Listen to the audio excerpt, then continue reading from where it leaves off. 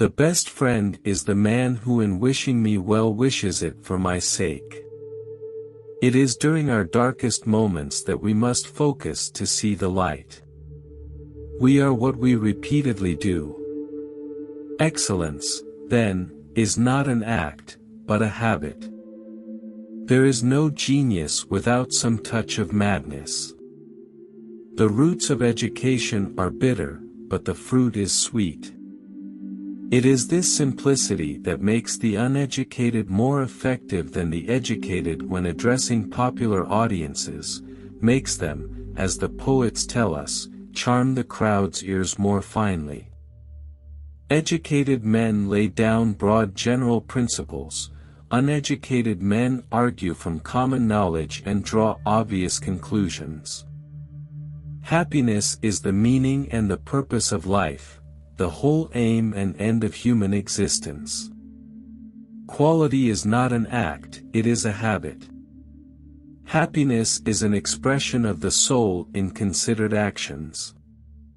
The worst form of inequality is to try to make unequal things equal. It is the mark of an educated mind to be able to entertain a thought without accepting it. Happiness does not lie in amusement. It would be strange if one were to take trouble and suffer hardship all one's life in order to amuse oneself. You will never do anything in this world without courage. It is the greatest quality of the mind next to honor. Democracy arose from men's thinking that if they are equal in any respect, they are equal absolutely. Pleasure in the job puts perfection in the work. The happy life is thought to be one of excellence. Now an excellent life requires exertion, and does not consist in amusement.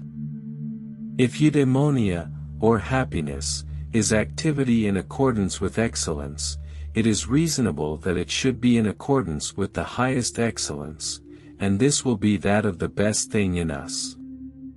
Whoever is delighted in solitude is either a wild beast or a god. Equality consists in the same treatment of similar persons.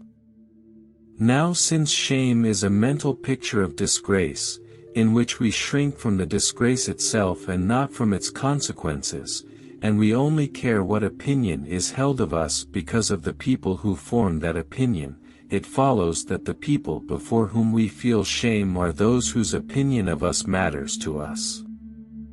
Whatsoever that be within us that feels, thinks, desires, and animates, is something celestial, divine, and, consequently, imperishable.